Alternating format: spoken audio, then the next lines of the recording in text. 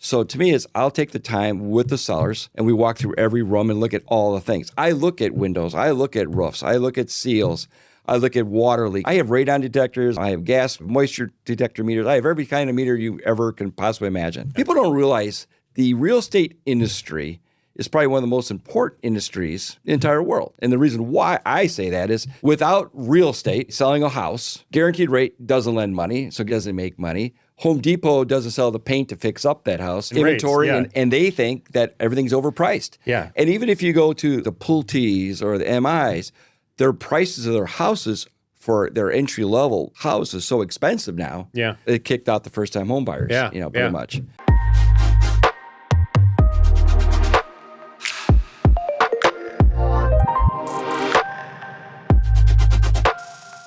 Okay, so here we are, Rate of Success podcast. I am extremely excited today. I have the one and only Jeff Stainer here.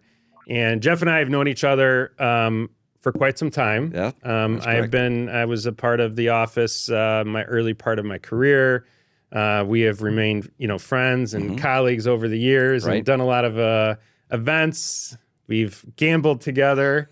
Yeah. Done a little bit of everything. So Soccer Jeff, tournaments? Soccer tournaments, yes. So Jeff, why don't you just start out with how long you've been in the business, where you're currently at, and just a little bit about, your current company. Well, I'm with REMAX Action. I started my career with Gary Jacklin over 21 years ago, and I've been with the same company all 21 years, which is pretty amazing in today's world because a lot of agents switch companies from, year to year. Still successful, which is a great thing at my age. And every year I get up and I do this 7 days a week, 10 to 12 hours every day. So I often say you're, kind of one of the hardest working realtors I know. Even before this, you were out dropping signs off. Yes. I want to get into that a little bit, but why don't you talk a little bit about, how you got into real estate? One of the things we always talk about on this podcast is nobody ever plans to get into real estate. It's not like you go to college right. or you sit down with your guidance counselor and you say, what do you want to be when you grow up? I want to be a realtor. right. We all kind of end up in real estate, somewhat by mistake. Right. So what was your path to get here? Well, my first career, I was a CPA. I worked for the Chicago Sun-Times newspaper back in the 80s. And in 1990, I had an opportunity to buy into a music store in downtown Westmont. So I did that, brought it up to a very large store. And around 2001, I sold it off to Gibson Guitars. And one of my clients was Gary Jacklin. And Gary used to come in every week, buy microphones for his local church or whatever. And they break stuff all the time. And Gary would be always dressed up nice and running in like crazy. And then he goes, Jeff, if you ever get out of this business, you'd be a great realtor. I go, Gary, I don't know. Oh, no, I'm serious. You got to come work for me. Got to come work for me. So after, doing the music business and the wholesale side of it and the retail side of it and doing all the trade shows and all the traveling with that, I decided, at a point in time when my daughter was born, it'd be time maybe for a career change. So I called Gary up and he goes, well, are you ready? I go, I don't know yet. I had such a bad realtor moving from Woodridge in April. I don't know. I don't want to be that realtor. Yeah. I go, the only reason why, everybody says they get in this business so they get flexible hours and make more money. That's not what I was about. I wanted to make the profession better than what I thought it was. And if Gary could convince me that I could do that or have a change of something like that, then I'll do that. So after a couple of months of him, getting me back in and talking to me, he finally convinced me to do that. And I got to tell you, it's been a wonderful career change and career opportunity for myself. And what do you feel like? I mean, obviously so much has changed over the years. And we got in the business probably around the same time because I've been in the business just over 20 years. Right.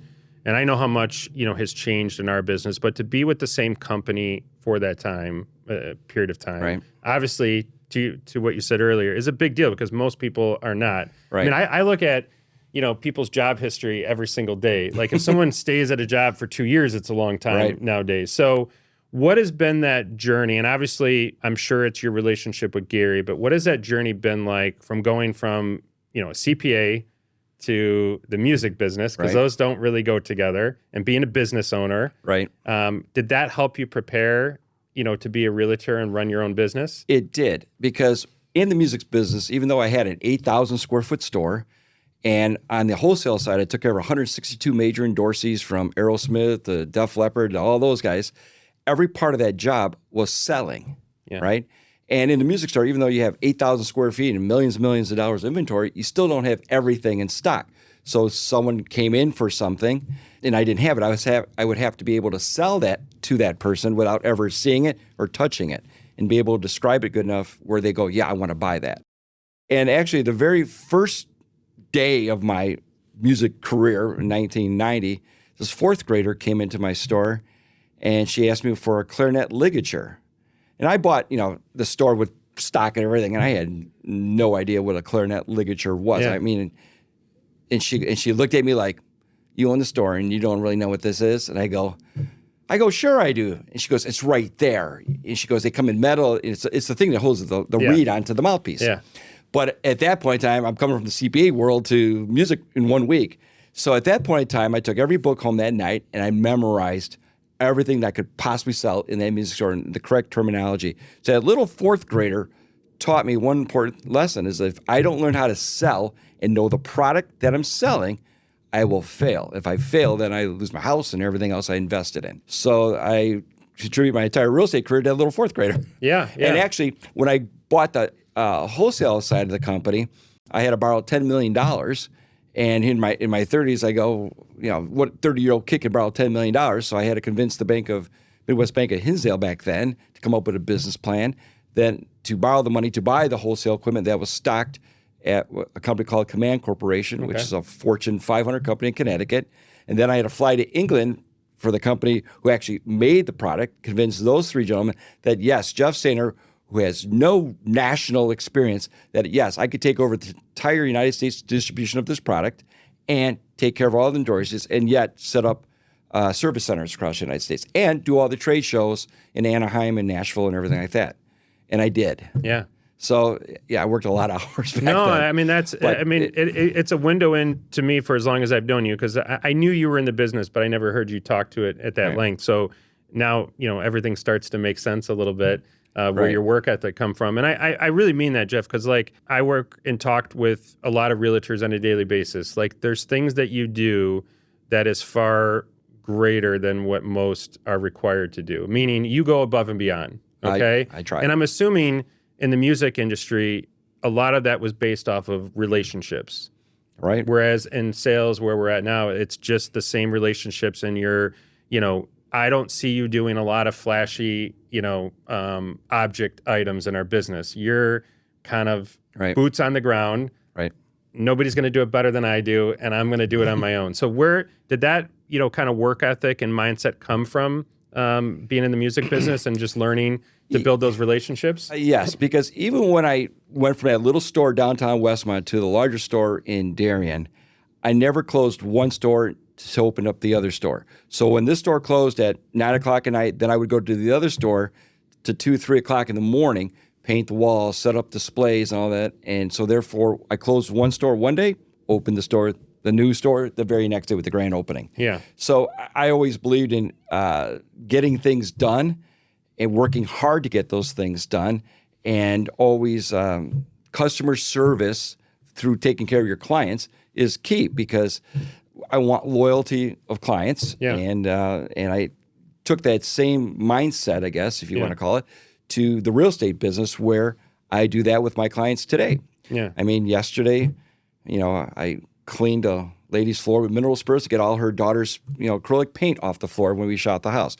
I painted her washer and dryer with epoxy paint. I don't know any other realtors would do that. Yeah. I put a sump pump in the other day for somebody else. They would hire that out. Gary, I'm sorry I did that, but at the end of the day, it's too hard to get a lot of times handyman or somebody that you need today or right now to fix something. So therefore, you have to step up and do it yourself. And I think that is something that kind of gets lost in our current industry is, kind of people going above and beyond, because a lot of times when people go on a listing presentation, they're like, okay, these are the list of items that you need to do. Right. When you get them done, give me a call. Where that's your kind of to-do list, and you will help out and you will provide that value. But I think you also, let me back up a little bit. So you got in the business, in a business you've never been in before. You sold your business, so you get into real estate. Right. Okay. Now you're working with Gary. What was that first 2-3 years like? Was it really eye-opening to being in a completely different industry? Do you remember back? I remember it very well. The hard part for me was not the selling part. All right, because my dad, when I grew up, my dad was an engineer, worked for Western Electric a long time ago, but money was tight back then. Yeah. So if anything ever broke in the house, washers or whatever, my dad took it apart and repaired it. So I always watched him do things. I watched him do our basement. So I knew a lot about houses. My dad built our house up in Michigan. So I, again, saw and participated in a lot of that. Yeah. So having that knowledge of homes made job becoming a realtor a little bit easier because I knew a little bit about homes. Yeah. The thing I had to learn was the process. So what paperwork goes with what. So Gary was very good at training. He took me on some of his listing appointments, so I saw the process a little bit. And then I obviously had to learn the products that were out there, the different types of homes and the areas and things like that. But once you learn the process and the areas, then you can pretty much go anywhere in the state of Illinois, and we're licensed, and you can sell a home. Yeah. If it's Algonquin, Cary, or wherever, I do a 75-mile radius, where most realtors, I just want to stay in Naperville or Plainfield or whatever. I go everywhere because people move everywhere. So for instance, I have a lady moving from Michigan here. I showed homes from Antioch down to Frankfurt. I did 190 miles that weekend with her, going for all the different homes. And so you got to know the different areas, and you not to be afraid to go to those other areas. And let me ask you this, because obviously the rage in our industry is always about building teams. Right. You got to get a showing assistant. You got to get this. You got to do this. Right. And it's this big team, Right. okay, which takes on a whole nother, and Right. you've managed people and had a business and stuff. You're a solo agent by design, I'm assuming, okay? What is the thought process behind that and the reason why? Because I think it's unique in the sense of when people hire you, they get you. Right. Where in a lot of situations, you hire someone, you don't ever see them, and Right. you don't work with them. Right. And what was kind of the decision around that? Because I know you dabbled a little bit in teams and hiring other people. Right. What was that transition like, and what's your reason for wanting to be a solo agent? Okay, so Yeah. for instance, if I had a buyer's agent or somebody on my team and someone asked them a question, if they didn't have the answer, they would have to come to me. Yeah. Then that person would go back to that seller or buyer and answer that question, but then they may have a follow-up question, and that may get not translated correctly. Yeah. Versus just come to me the first time, I have the answers. If I don't have the answers, I'll go find the answers. Yeah. So I found out that it was a lot of different timing things or questions that were not getting taken care of properly. It was also, to me, it's always about contact, hand-to-hand contact. Yeah.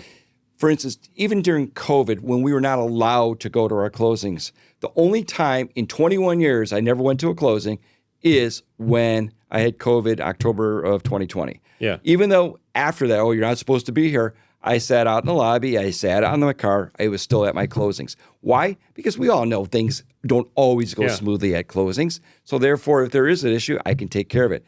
Even today, 2024, 99% of my closings this year, I was the only agent at that closing. Yeah. And to me, if someone is going to pay me a brokerage compensation, I'm going to be with them from today to the day they close. The house I just put on the market today, took about 40 days to get ready. I had to get windows done. I had to get roofs done. I had to get a painting done. And I was there all those days and all those guys when they were working on that house, even when the cleaners were there, making sure we're, like you said earlier, most people, here's your list of things you go do. Yeah. Go get them done and call me when you're done. I make sure those things get done, and they're done to the level where I expect it to be done. So therefore, most sellers don't know what to expect. Windows, the windows are done. Well, sometimes if a window company misses one window, they don't know. They just paid the bill. So I'm like their second check mark, I guess, if you want to call it, to make sure that things get done properly. And at the end of the day, it's my name that goes on that listing when I put it on. I want to know everything about that house. So if a buyer or a buyer's agent has a question about the house, I can answer and honestly as I can. And if I don't know, then like I said earlier, I'll find out and all that. But, I take great pride in how I do things. And that is why, I don't have anybody else on my team, because the way I do things, or culture-wise, it's hard to find someone who's willing to do it. My wife says I micromanage way too much of things, from attorneys to the lenders, everybody. But the reason is, we all found out during COVID that, a lot of people don't want to work at 100% or 120% like you do. Yeah. Most people work at 60, 65%. And to me, I want to make sure that level's at 150 and 120%. I just recently did a closing where there were a whole bunch of home inspection items that I had the buyer. This listing agent never checked to make sure they were done. Oh, yeah, they're all done. Oh, yeah, yeah. Well, come to closing, the things were done, but they were done improper, and a lot of items were missed, and they were not functioning at the time of the final walkthrough. So therefore, I spent 9 hours the next 2 days fixing those things for the client and taking care of it. See, I think something you're touching on is a little bit more, you're being kind of modest about it, but I think in this day and age, it's hard to find people that care. And I feel like, you care a great deal. That as long as I've known you, you don't strike me as someone who's motivated by money. You're motivated by, being successful, but in taking care of your clients. Right. Like, and everything else happens after that is great. And that's where compensation comes in. But, no one is going to go and do the work that you do if you don't care. And you take pride. I think you mentioned two things. Pride is something that, again, is why you're a great business owner when you were in the music business, because you took pride in what you did. Right. And then being a realtor and taking pride in your work and doing things the way that you want to make sure that it's your name on it. Right. That's a great deal of pride. And that's something that, even in my business, and your business, it's like, it's kind of a lost art if you think about it. Oh. Like, because when I hire people, I don't hire people based on their skill. I hire them based on if they care, okay? Because that's harder to find nowadays. Absolutely. It's much harder to find. And are they going to be there at 9 o'clock at night if something comes up and they need to do something? Because only people that care will do that. And that's why I love you as a single agent. And the main reason why I was looking forward to this conversation is because, and I said to you before we started, it's like the Jeff that I know, like I want more people to know that person because I feel like you can bring a lot to this industry that's missing right now because, we just went through this whole year talking about compensation and what are we worth, okay? Right. And everything that you do really fits in that conversation if you really think about it is yes, are there people that just put a sign in front of a door? Absolutely. Right. And don't do inspection items and don't follow through? Yes, we're always going to have those people in our industry. Right. We're going to have them in my industry. I think where you have done so much for our industry is show this is the other side of it is you could build a team, you could do more transactions, you could do all that, right, but you wouldn't have the same result that you have now. Right.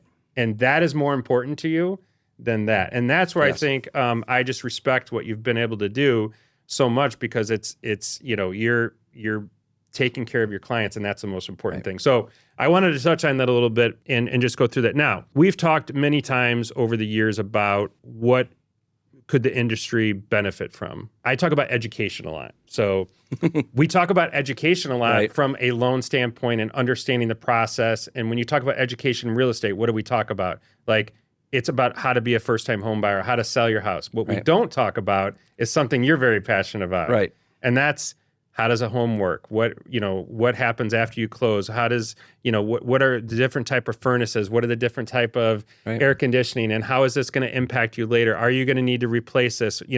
And I think that education, it gets lost. So do you want to talk a little bit about that? Sure. I think if you went to a GMC dealer to buy a truck or a car or whatever, and you ask that salesperson what size engine that truck has, and they go, V6, V8, I don't know. What kind of transmission does it have? 8-speed, 10-speed? You go, I don't know. It goes forward and backwards. What is it, a 4-wheel drive or 2-wheel drive? I don't know. It's got 4 wheels, but it goes pretty good.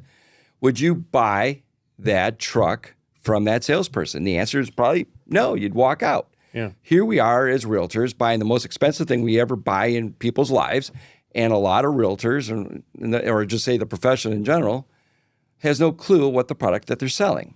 So, if you go down in the basement and you look at a furnace and you don't know if it's 80% or 90% energy efficient furnace, they go, well, it's not my job. I go, well, it kind of is. If someone asks a question, you should at least have some basic knowledge. What's the difference between an ejector pit and a sump pit? How does that work? Or what kind of windows, or what kind of gas is it between the seal of a window, or what kind of shingle is that? Is it a 3-tab or is it a 30-year architectural? Basic things that versus just, oh, look how nice this color is. Oh, look at this beautiful granite. Yeah. There's a lot more. All this stuff can be changed in the house. Is the house have tongue and groove plywood for flooring that's going to hold the hardwood floor you're going to put down better than the beaver board or chipboard floors that the house is built with? Look at the construction of the house, and is it a truss roof or is it actually 2x12s?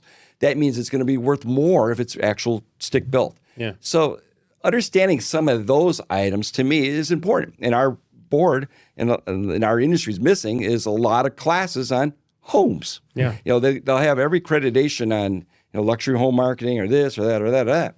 But really the basic knowledge of homes. And people go, well, how do you get this knowledge? I go, well, you go to Home Depot, you can buy a lot of their books, go to a library, or follow your home inspector around and look at the things that he looks at. Know what a GFCI is and why they fail, or what an arc fault, switch is in a breaker box, or what a double tap is. Some agents know that, but a lot of agents don't know that. But you should know that, because when you get your home inspection report, what do most agents do? They go, here, Mr. Attorney, you deal with it. Well, guess what? That attorney was never at that house, never was at the home inspection. And attorneys are not home inspectors, or my attorneys I use, they have no idea what any of this stuff is. Yeah. So you're asking somebody to ask for something, they have no idea what it is. As a realtor, I'm there, I see what it is. I take my own pictures of things, and I just did a home inspection yesterday. I saw mold and blah, blah. So as soon as I got done, I took pictures of it, and I sent it to the agent right away, so he'll know what we're asking for, where it is, what we're expecting out of it before the attorney might letter over, give him a heads up. Yeah. So it's just the basics of things that I expect. Matter of fact, one time I did a broker open, and this one realtor from another company, I wanted to have a little fun with her. I go, come down to the basement, take a look at this furnace. Tell me if it's 80% or 95% energy efficient. She goes, what am I looking at? It's a furnace. I go, yeah. I go, see this big PVC pipe here? Tells you it's higher energy efficient. I go, okay, does this furnace have a humidifier? I don't know. I go, well, this big box right here is your humidifier. And this is a little solenoid that kicks on when the blower kicks on. I mean, basic things like that. And then we went to the ejector pit. I go, which one's the sump pump? When's the ejector pit? They were close together. She goes, I don't know. Why would I care? The answer is, well, one goes outside and it could flood your basement. The other one just is the water drainage from your AC or your humidifier that goes in there, or your bathroom. And they're different size pipes and all that kind of stuff. So I explained it to her. She goes, oh my God, I learned a lot.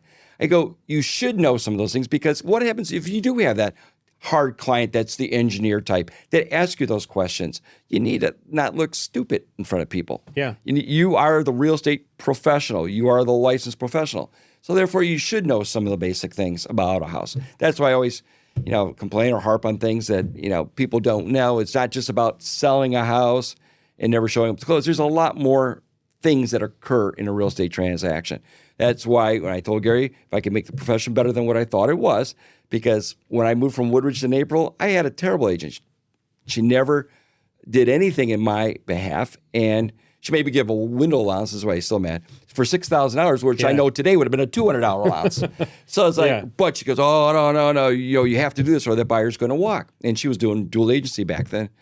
And but the buyer at that closing said, Jeff, I can't believe you sold the house so cheap to us. And that $6,000 allowance, I thought you'd never give it to us. Yeah. But I thought I had no choice. Yeah. So at that point in time, there's a lot of things. And that fired me up a little bit more. So when Gary did ask me to become a realtor, I go, yeah, I think I want to do this. I think I can raise the bar. And I want to raise the bar. I don't want us all to be like the Ford salesperson or whatever salesperson. We are licensed professional, and we should know what we're selling. No, just you did your job. Like when you did reverse mortgage a couple weeks ago. Yeah. You were very educated on it. You did a great whole thing on it. You did your homework and you knew the product that you were selling. Yeah. I mean, I think it's also, you're just trying to provide more value and be able to take care of clients, because there's nothing worse when a client comes to you and you can't help them. Right. And sometimes just pushing them off on someone else to answer is not providing any value. And I think some people get concerned with providing too much information because they're worried about liability nowadays. But I also feel like there's an area where some education could be very helpful, especially to first-time home buyers. Right. Because I see it right now as like, first-time home buyers need all the help they can get. Absolutely. They need, even repeat buyers for that matter. We have less and less people going into trades. We have less and less people. You grew up with your dad working around the house. I did as well. I was, my mom used to get upset because I was underneath a car, with on jack stands at like 5 years old, and my mom would come out in the garage and be like, "What the heck are you doing?" Because my dad would change the oil. Exactly. My dad was always doing projects and doing breaks and things like that. And unfortunately, a lot of younger kids don't have that same experience. That's why they're not getting into trade. So they don't know. So then they go out and they're trying to buy a house, and they don't have that experience, and they're looking to a professional to provide that input. Right. And that could be the difference of someone saying, because if you see a lot of the studies, one of the main reasons why people don't want to buy a house is the maintenance. They're worried about the cost of maintenance. And so not only do we have this financial literacy gap where people struggle to make better spending decisions, there also this gap of knowledge around buying a home. Right. And what it's going to cost them. And, I don't want to, that's why most people do it. I'll get a townhouse, because then I don't have to worry about the yard work. I hear that all the time. Okay. Right. So then they have someone like you that's able to provide them, this is what this is, and this is what you need to worry about. That is invaluable to a first-time home buyer and could be the difference of them purchasing and not purchasing once they understand it. So I think it's really important. I'd love to see at some point a Jeff Stainer class at the board there you go. on attending a home inspection or do that. But I give you a lot of credit. So the other thing I wanted to ask you is, that I always love, and I know being in the business, you're doing all these things. Okay, Right. You have a family. Right. Okay. You and your wife had to come to some agreement, like, hey, listen, I'm going to be taking. I always talk when Skip started with me or someone starts with me, I always like, hey, what's your home life like? Because you're going to be taking phone calls at 8 and 9 o'clock at night. Yeah. You're going to be doing stuff. So it's almost like there's a team involved with doing this. It's not just us. There's this other half that has to kind of absorb some of that. So was that just kind of an understanding that you and your wife had, obviously raising kids, that, you were going to be on call and you were going to be doing this? Did you always have that understanding? Well, yeah. I mean, her job, she's on 24/7 calls. She works at a hospital. So she realizes that real estate is 24/7, 7 days a week. So if you do get that call at 9 o'clock at night or 6 o'clock in the morning, you have to answer, because I got a call one time at 12:30 at night from one of my clients. They go, "Oh, we left our windows open. It's raining. Can you go to our house and shut them?" Yeah. On a Wednesday night at 12:30 at night. I go, "Sure." Got out of bed, went to their house, shut the windows, because I don't obviously want their house to get wrecked with all the rain that was coming in. It's just part of the job, I guess. Is it fun when you have to leave Easter dinner to get something signed because someone else doesn't celebrate Easter or whatever the case may be? It's just, again, part of the job. But it's a lot of who you are and why your business is successful, is because there's some people that can't have that same flexibility and they feel guilty, or their significant other doesn't allow them. They can't provide that same level of service. So it is something that's important. Absolutely. Yeah. And the other thing I wanted to kind of touch on is there's some people that I feel like have this, like, this is the process. You're going to go on a listing presentation. You're going to say, this is the process. They have it outlined, and they kind of go through the, this, and this. Right. You strike me as someone where you kind of deal with each situation and provide a level of service based on that client. Okay. Versus some people are like, this is how I work. This is the way I'm going to do it. Right. I'm going to have showings this time. I'm going to list a house this time. Can you talk a little bit about your process on listings and how you evaluate a listing, how you're going to approach marketing? But more importantly, is it different every time? Or do you have a specific way that you do things? Somewhat similar every time. I want to make sure that all my listings are prepared, meaning that they are the best that they can go to go on the market, obviously, because I don't want to put something because I just got a listing tomorrow and it's just get on real quick and whatever it is. Because when you're making a house the very first time on the market, you want the best representation of what that house is. That buyer is going to walk through the house the very first time, and even if you're going to say, 2 weeks from now I'll get it painted or whatever, they're not ever going to come back. So to me, I'll take the time with the sellers, and we walk through every room and look at all the things. I look at windows, I look at roofs, I look at seals, I look at water leaks, I have radon detectors, I have gas detector meters, I have moisture detector meters, I have every kind of meter you ever can possibly imagine. Yeah. And I have a preliminary idea of what I'm getting myself into in every listing. So therefore, I prepare the seller for those things, at what ifs, and the things that we can fix, like windows or painting or rotted sills or leaky faucets or whatever. To me, it's cheaper to do it today than do it down the line. Yeah. Because today might cost you $75 for this part. Down the line might cost you $350 for a plumber to come in and do it. Yeah. So I try to save the money up front, and also by getting those things properly fixed or presentation wise, Yeah. you're going to get more money for your house, and you're going to sell your house much faster. I had a house a couple months ago that might as well look like Beirut. I mean, it was pretty bad on the inside. I mean, nothing was done in over 20 some years. Every ceiling had water stains. The floors were destroyed. I mean, it was not one good thing about this house.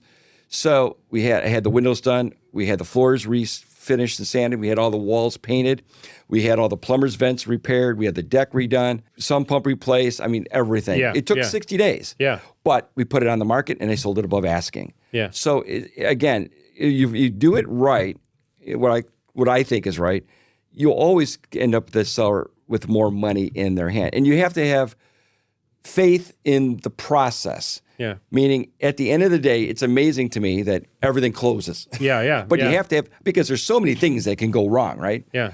But if you have faith in the process and faith in who you are as a realtor to make sure those things occur, and you have the vision, you convince the sellers that you have the vision, and they have confidence in you doing your job, then you'll get them to that spot. Yeah. And I always do my best to get. But I think always you have happening. to have a lot of confidence. I think, again, sitting across from a kitchen table from a Right. family, there's very few professions nowadays where you're in their home, Right. selling. Nowadays, everything's done online. People click buttons and they purchase stuff.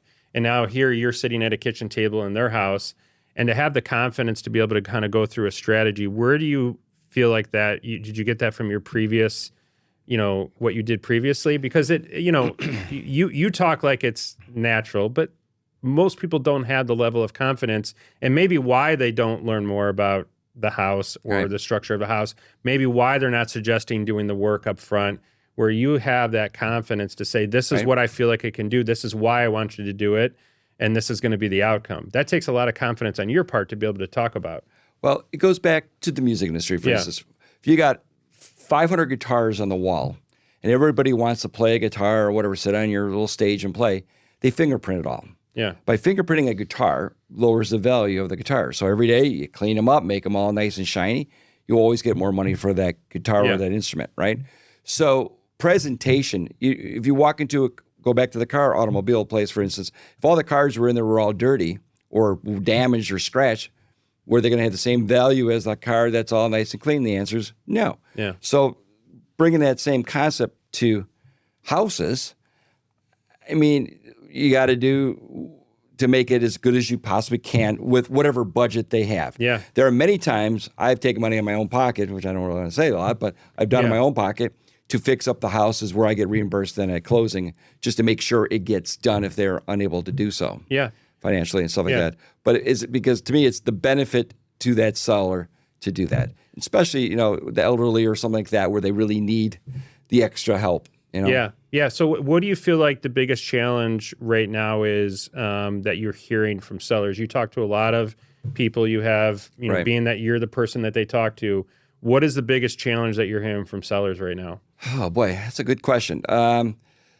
Lack of inventory. So selling and buying, and then Yeah, having, selling. Having somewhere to go. Yeah. As realtors, we see all types of sellers. There are a percentage of sellers that, hey, we're moving up or we're all happy and blah, blah. There's a lot of sellers, though, that have to move for specific reasons, Yeah. divorce or death or sickness or whatever the case may be, and they have nowhere to go. A lot of people say they're not moving because of interest rates. Gary always tells us, everybody needs a house, and that's true story. Everybody needs a place to live, right? So interest rates don't really come into effect when you look at payments. We always look at the payment kind of thing, what you can afford. You helped me this summer with a lady that couldn't really afford a lot, but she bought a floor flat, and she got it all rented out, and she is happier than anything in that new floor flat. So it comes down to, again, helping individuals. So get where what's they need to be. interesting is on not having a place to move to. So Illinois is kind of, so I do multiple states, Right. and it's weird right now. I've been in the business 20 years. I've never noticed it maybe during 2008 a little bit, 2010. I've never noticed such a difference between state to state.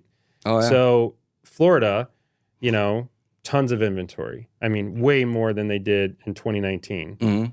In Illinois, believe it or not, we're still 61% Right. below where we were in 2019, Right. which is crazy to think about. Okay. Absolutely. There's only 21,000 homes for sale in Illinois, okay, that are not under contract. And then 2019 is like 50 some thousand. Right. Okay. So I think it's a combination of a lot of things right now for people is, they want to downsize, but to your point, where are they going to go? Right. A lot of seniors are aging in place. That's why we did the reverse seminar, Right. because it was kind of, there's a lot of opportunity in the reverse space, hopefully to, free up some inventory. You have a lot of builders who aren't building in Illinois. Right. We have the large builders, but a lot of the regional builders have gone to Wisconsin, Indiana, Michigan, not in Illinois, because it's hard to make money in Illinois. Right. So we have this, kind of issue now. For home values, it's good because that means home prices are going to go up. Right. But it's a huge challenge for sellers. Now on the buyer side, okay, Right. it's the same issue, inventory. Well, and inventory, rates. and they think that everything's overpriced. Yeah. And even if you go to like the Pulte's or the MIs, their prices of their houses for their entry level house is so expensive now. Yeah. It kicked out the first time home buyers. Yeah. Pretty much. And And builders don't like lowering price, so they just add more incentives. right. They'll buy down the interest rate. They'll give free flooring or free Right. whatever to entice people, because once they start lowering prices, it creates appraisal issues for the ones that they sold higher. Right. Yeah. I even had a builder quote a low interest rate to a gentleman, but it took a year and a half to get his townhouse built. Yeah. And this expired, and they charged him market rates. Wow. Yeah. That was terrible. I do see that a lot, actually. And I always tell people, you have to get that in writing. And Right. and I'll help them through that. I won't do the loan, but I'll help them through that. You have to get that like a long-term rate lock. Right. Because we see that a lot. Because I'll get a lot of people that will call me later and be like, hey, we were offered this and we didn't get that. But I'd like to touch on that because I want to get your opinion. I just had this conversation with a realtor and an attorney. Mm-hmm. The builder was telling the typical builder, you don't need to use a realtor. where I feel, You do, right? an attorney and a realtor are the two most important people for a buyer to use Sure. when going with a builder. Because number one, you want to make sure that the price that you're paying is, worth it. Because, when you go into the sales office, they'll sell you every upgrade. Oh, yeah. And get that Category price up. 5, look at this. Yeah. And then, it's only this much money per month. That's only this much money per month. And Right. we're going to give you this rate. And the attorney standpoint is, you don't need an attorney or contracts, but you need an attorney. Okay. Right. A lot of people don't realize that in a lot of the builder contracts, you're paying a lot of fees that are typically seller fees that they will transfer to the buyer. So the cost structure can be really high. And I have seen where good attorneys have tried to equalize that a little bit. Wow. And so I think it's really important. I also feel like if for some reason you don't get an upgrade that you wanted, or your rate, an attorney's going to represent Right. you, you can't bring in an attorney 6 months into it. No attorney wants Right. to get involved in that because they weren't involved Right, at the beginning. initially. So do you have any thoughts on, when you talk with a client about, buying new construction and kind of your role in new construction? Yeah. So obviously we have to be there the very first time and register them. And then after they sign the contract, put their money down, it goes right to the attorney for review. Yeah. A lot of times the builders that are currently building say, well, you can't modify our contract at all. It is the way it is. But I want somebody to review it and all that. And then you go to their design centers. Yeah. I sat through a 4-hour design center, and we're charging $140 for a dimmer switch. I go, I'll put that in after for $18, or whatever, right? Yeah. $340 for an elongated toilet cooler that you can buy at Home Depot for $170. Yeah. It's like $4,900 for a piece of, tile for a backsplash. It's like, you don't need all this kind of stuff. Yeah. So I actually told the guy at the design center, I go, so what is actually included? Yeah, exactly. You don't have any lights anywhere. It's like, what are you buying? So you start off with a base price of $397. We were done at $598,000. Yeah. And after the house was built, I did a final walkthrough. There wasn't even a place for a dinette set in the kitchen to put a kitchen table. I go, this is the stupidest thing I ever saw. Well, and I think But that's the hard what part. we miss by having regional builders, like builders that do 50, 100 homes a year, because they were more focused More on custom, right. more custom. And but not so much there was more included.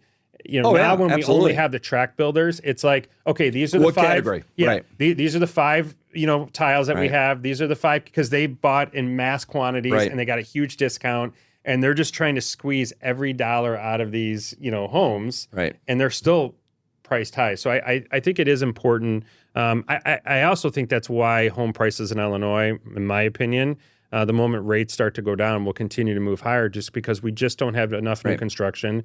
We don't have enough inventory. Even if we see inventory hit the market, I just don't know if it's going to be in the volume that we need to absorb. Right.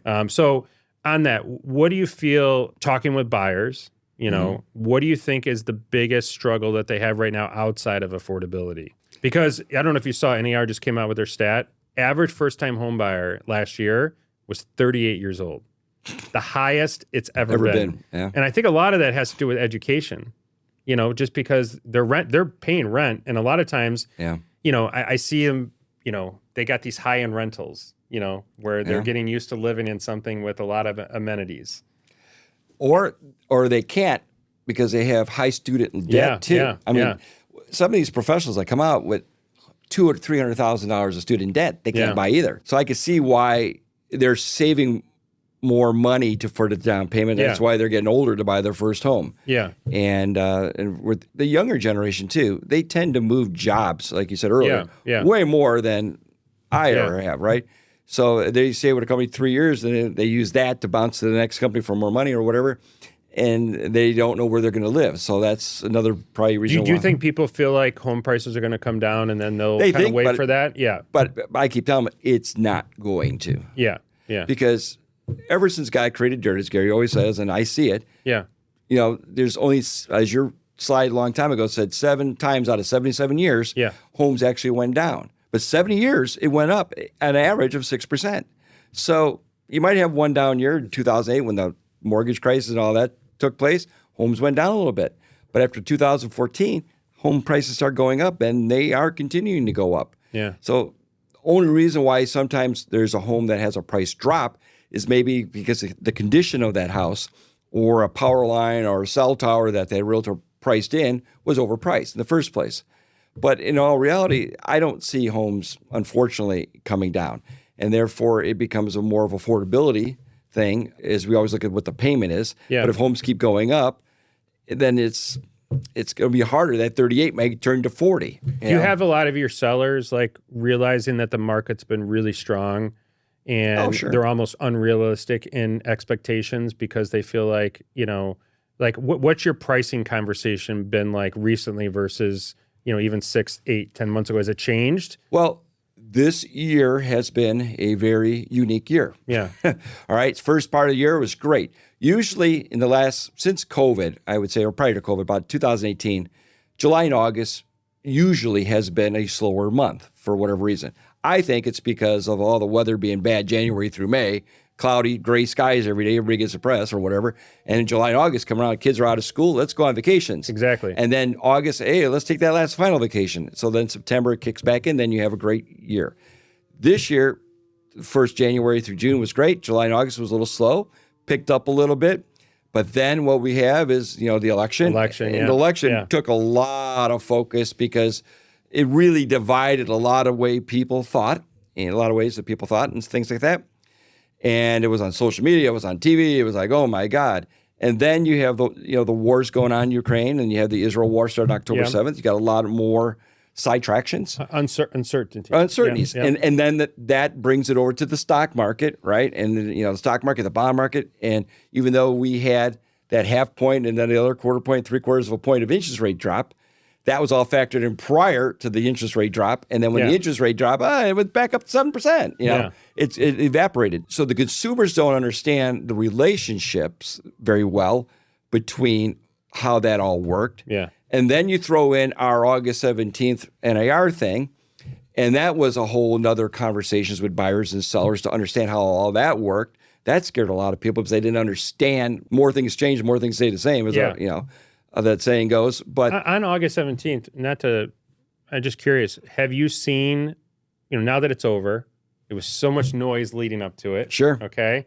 Now, in my world, I really haven't seen much of a change as far as like how compensation is paid and the amounts. To me, they've looked very similar to the way that they did prior, for the most part. We have a few exceptions, right? But it's not like 1%. It's like 2.5 to 2.25, or 2.5 to 2, and then there's that gap that needs to be made up by the buyer. I haven't really seen anything drastic. Have you seen a big change? No, I haven't seen a lot. It really comes down to how good the listing agent talks about the NAR agreement with their seller, right? And it sets them up for historically what it has. To me, it used to be, it's like a straight line. Now it's like a triangle line or whatever.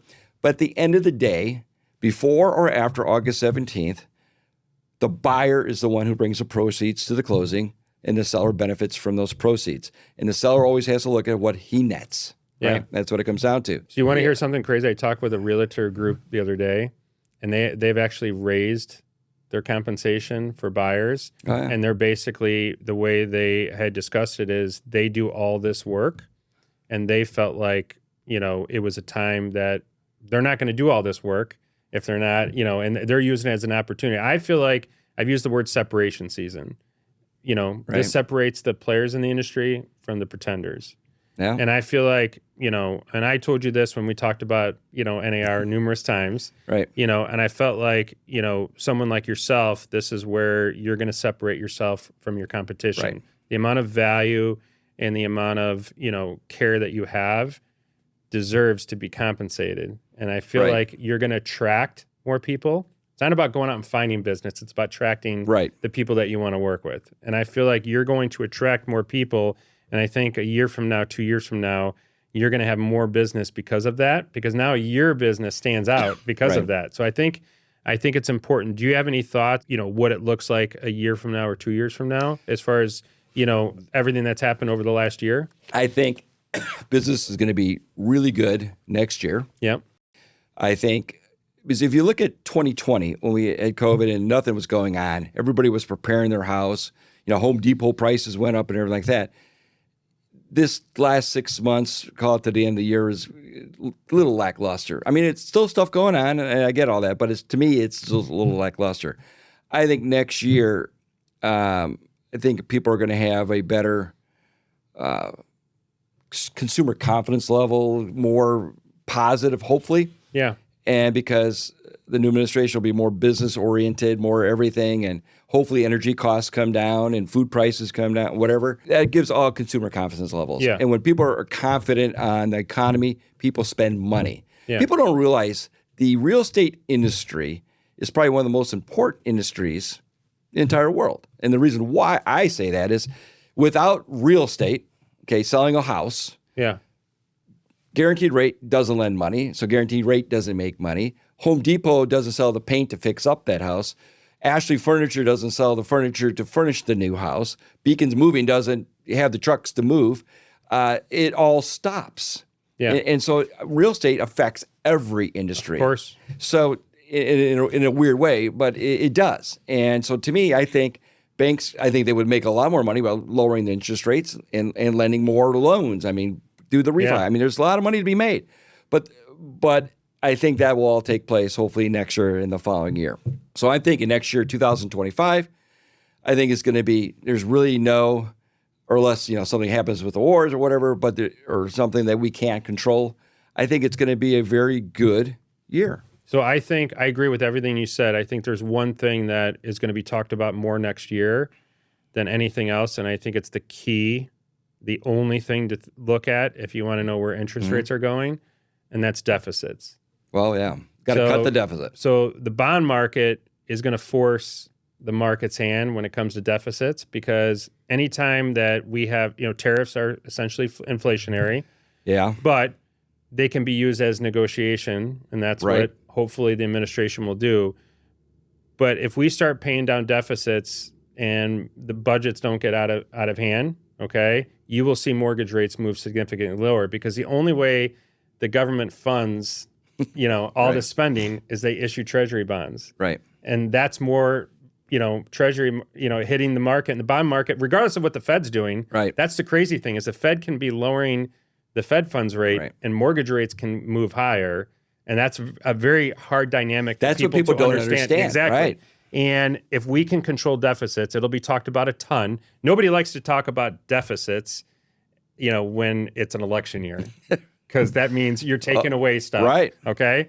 But if we can figure out a way to improve the deficit, however that may be, okay, whether it's through tariffs, whether it's through, cutting government spending, That's it. and I feel like if we can do that, I think mortgage rates can come down a lot. Until that, I think we have to have a better expectation of how low rates can go. I think the one thing that will happen next year, and I think this is actually a really good thing for the change in the market, is, when everyone was buying homes and selling homes just because rates were 3%, there's a ton of studies out there on that where like 70% of them don't like the home that they bought. Right. There's all these studies. I think the people that are moving now are doing it for the right reasons. And the people that are, or because they have to. Right. We talked about that a little bit. People are going to buy and sell homes for a variety of reasons. They, have more children. There's a death in the family. There's a life event. Right. There's a divorce. All those things that happen. Those things are going to happen every day and will continue to happen. Right. And we will, have business because of it. I think what's going to really start to accelerate the market is when first-time home buyers at 38 start buying, because think about it, they're having families, they want to own. Right. They just, for whatever reason, it's not attainable.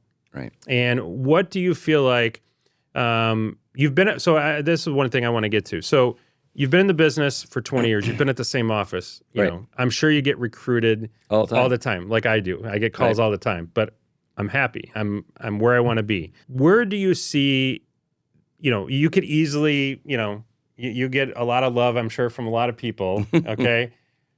Why do you feel like you're in the best position? Okay. Where you're at now? Because I know why I stay, and I think we're probably in the same. I'll just tell you, like, for me, I don't feel like if I go anywhere else, it's going to change my business. Right. I'm going to be successful no matter where I go. Right. Okay. Just because of your personality, that's how I feel. But where do you see the business in 5 years from a brokerage standpoint? Because there's a lot of business, like there's a lot of different, I feel like a lot of companies have different business plans right now. Sure. And what they're doing is very different. And NAR kind of exposed a lot of that. Right. And there's a lot of business paths of what people are trying to do. And maybe they all will work, maybe they won't. But do you feel like there's going to be consolidation? Do you feel like there's going to be a big change? Or how do you feel like the business is going to look in 5 years? Good question. I think that the salesperson will never go away. Of course, yeah. So AI, click of a button, will never replace selling houses. Zillow tried it. A lot of other companies have tried it. Yeah. Because selling a house or buying a house is very personal and emotional. And that's something that no matter how good AI is or whatever, it's not buying a car or whatever online or Amazon. Carvana tried to do it, and that didn't even work. Yeah, that didn't even work. That didn't even work. Yeah. So, and they even brought the car to you. Yeah. But and that's a generic thing because there's 50 of this made where every house is unique. Yeah. Every piece of land is unique. All your neighbors are unique. So that I don't think that'll ever change. So 5 years down the line, I think there'll still be a lot of different brokerages out there. There might be some more technology or whatever like that with some of the AI stuff going into place. But I think the average human being, seller or buyer, wants to talk to a real human being. I get calls from AI every day. Oh, and then it clicks over to the human. I don't want to talk to those people. Yeah. I want to talk to a real human being that I know that has my back on the most important thing that I'm doing in my life. Because again, I want to have a conversation. And that's why agents that just text drive me absolutely nuts. Yeah. Because if I said, Eric, I'm having a real bad day, I could say, Eric, I'm having a real bad day that maybe somebody died or I just got a flat tire. But you don't know how bad a day I had because of the way the text came across. But I go, I had a great, really bad day in joking manner. it's a different context. So that's why phone conversation to me is very, very I important. love that you brought that up because I just was on a great webinar and it was all about AI. But the whole point of it was all this technology exists. Right. But there's one thing that AI cannot do, and you just touched on it, is to ask someone how they feel. Right. Okay, so you can leverage technology to do a lot of things. What you can't leverage it for is to sit down at a kitchen table and say, how do you feel about this? How do you feel Right. about this price? Right. How do you feel about if we were to list a house, next month at this Right. price? How do you feel about this? And when you can learn that you're, I don't want to say you're kind of a psychologist in a ways, but well, you kind of are. but you kind of are. Like you're their yeah. emotional support dog. That is what AI can't do. Yeah. And that's, I think the fact that you touched on that was exactly where I wanted to go, is that I feel like that's the opportunity, is that where a lot of these, systems that people are creating take that how do you feel out of it, right? Because it's speed to lead. Right. Whereas if you go back to, speed to need is something I keep hearing people like, we need to identify the need before the consumer even realizes it's a need. That's right. The opportunity. Right. And AI will never do a listing appointment at gunpoint like I did. No. Well, yeah. Well, do we want to talk about that on camera? No. But I did. Yeah. But I did get that listing. Yeah. But again, those situations, AI can't control. Or, the dynamic between a husband and wife that are going through divorce when you're dealing with both of them at the same time. AI can't deal with that. On that. So like, how do you handle, because we've been in, I'll give you a ton of credit here, because we've been in a lot of situations where it's been, kind of very tense, upset clients, difficult deal. You're always very, at least to me, maybe not inside, but you always seem very centered. Okay. Where did that come from, and how have you learned to kind of handle those situations in the manner that you do? I always teach my kids there's no such word as can't. Yep. So and if something's broken, it can always be fixed. You just got to be a problem solver to figure out how to fix things. Yeah. So, and my mom and dad were always very grounded, very good people, and they, raised you with good values. And my mom, was an accountant, and my dad worked a lot, but at the same time, we always had dinner at 5 o'clock. We always did our things. Right? Yeah. So I think it comes down to parenting, but it also comes down to who you are. I always tell my clients, first thing, I will never sell you a house I would not buy myself. Yeah. So when like you talked about earlier about repairs and things like that, as a buyer's agent, I walk around the house. If I see a house that has a lot of rotted windows in today's market, I know that seller A is not going to pay for that or do that. So I'm going to tell the client, I go, the house is listed as this. It has multiple offers, but it has a lot of rotted windows. It might cost you 30, 40, 50, whatever it costs to repair all that or replace it. Do you really want to buy a house with that or spend $700 or whatever on a home inspection to find out that when we see it right here? Save your $700. Let's go on to the next house.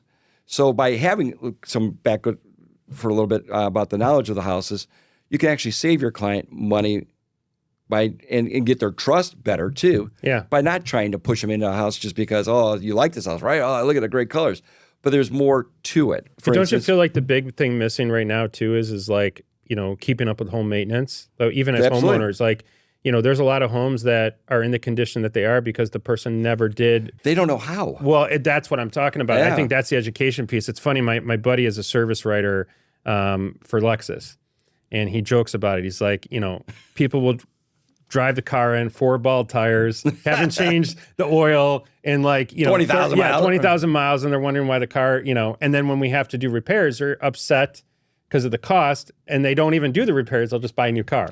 That's right. That's why I don't ever buy a used car. Exactly. And it's like, now we got to turn around that car and we got to pour a bunch of money into it. And then they're upset that we won't give them the money that they want because they haven't maintained the car. But I feel like we're kind of in that same place with homes. Absolutely. So right. I think that's the opportunity from an education standpoint. Yeah. Yeah. I think it comes to high school shop classes are gone. Yeah. I think the high school needs to bring back that. It was really funny. About a month or so ago, I belonged to Chamber of Commerce, and they had a question, an icebreaker question. Yeah. What's one thing you could do to improve yourself, blah, blah. Yeah. And this 34-year-old kid goes, I wish I could talk on the phone better. The only person I can talk on the phone good with is my mom. And I thought to myself, I go, how sad is that? I know. Think about that. And another kid goes, who's around the same age, goes, I wish I could write cursive. I go, Wow. oh my God, the basics of life. You know, it's like you can't even sign your own name. Well, I just had a friend tell me that they had, he was like, oh, I had a heat and air conditioning guy. I'm like, oh, what's wrong? Did something break? And he's like, no, we had to change the humidifier pad. I was like, you had someone come out. I'm like, $9 part Home Depot. Like, how much did that cost you? And they told me, I was like, can I just come over?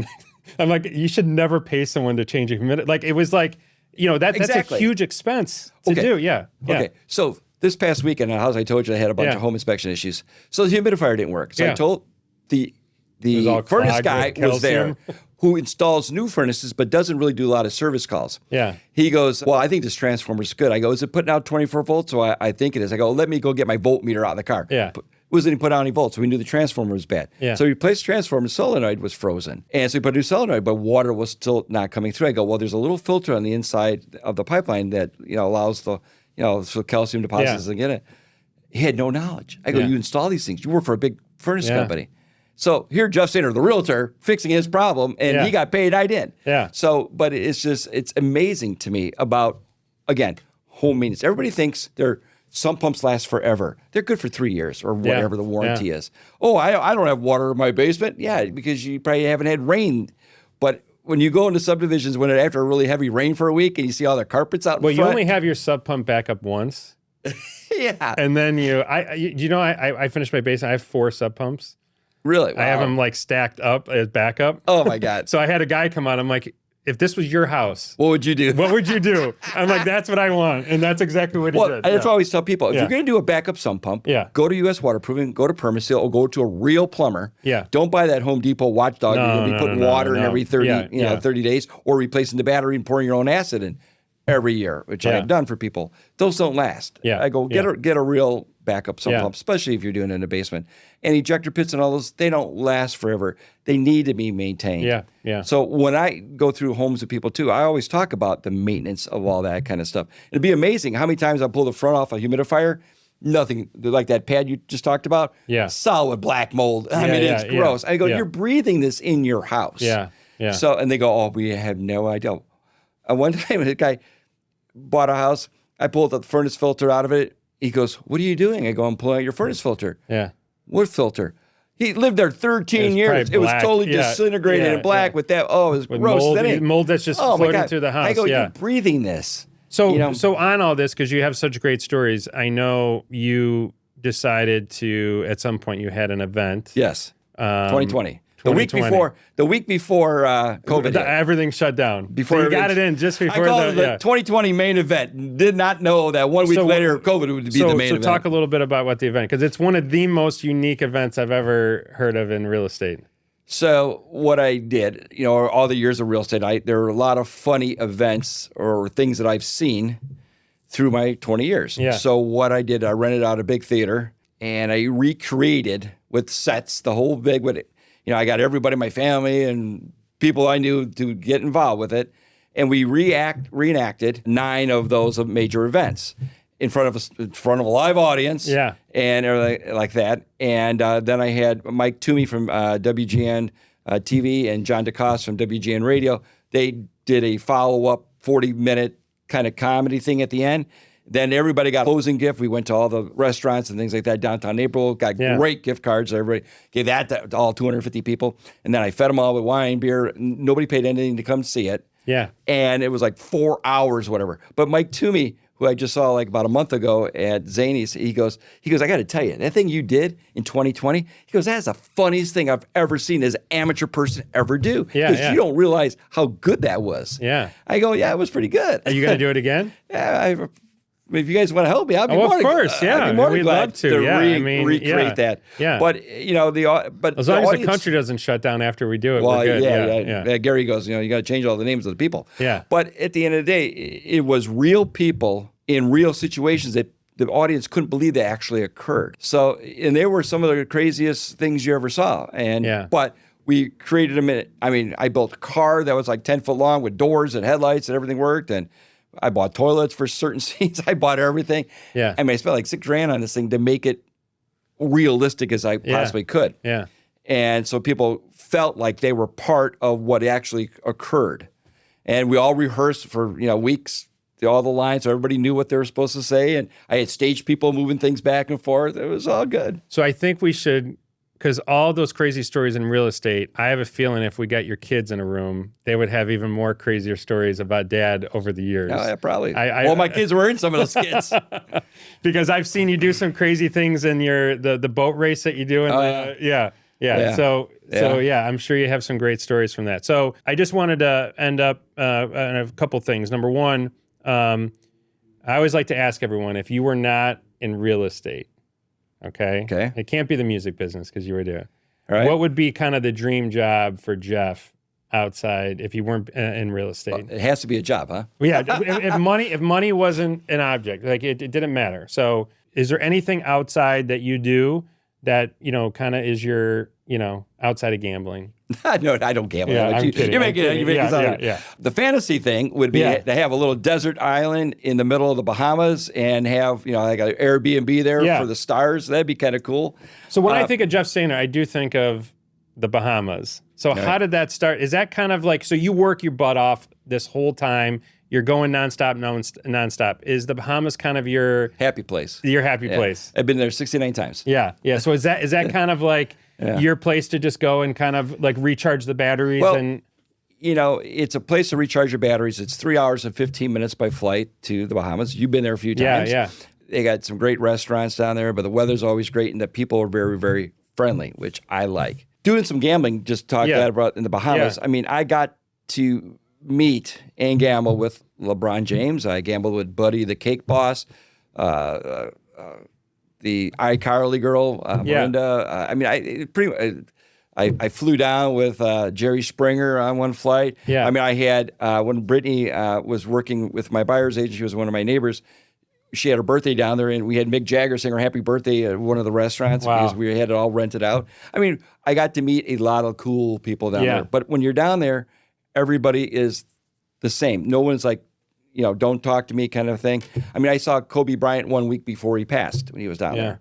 And I got pictures of Scottie Pippen. I mean, everybody, all the football players, a lot of movie actors, and well, you were the reason why I went to Grey Cliff.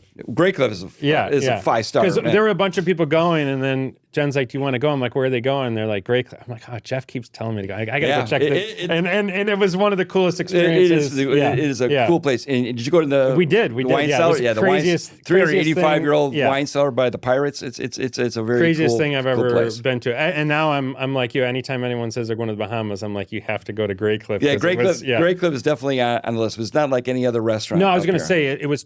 You explained it to me a bunch of times. It was nothing like I ever remember. Like whatever you said, it was totally a different experience. Like it was one of the coolest places I've ever been to, and I say that all the time. Even when you walk in and they got that little where the piano is, and all the doors are, or the windows are kind of open, and they're like the old kind of plantation kind of shutters that open up, and like really filmed The Bachelor like 3 times. Oh yeah, exactly. Yeah, Bachelor's been there, and Jimmy Fallon was on there a couple of years ago on New Year's Eve doing the whole show down there, and it's just a cool vibe. And the gentleman who owns it, he sits by the guy who rolls cigars, rolls cigars every night. Just nice. Everyone's smoking cigars, and it's just a cool vibe. And the piano playing, and the food was amazing. Oh, food's it was really, awesome. Really good, so the other thing I just wanted to end with is I just wanted to, I'm in this business, over 20 years. You've been in the business, and I always say you judge people by the way they treat you, but more importantly, the way they treat your team.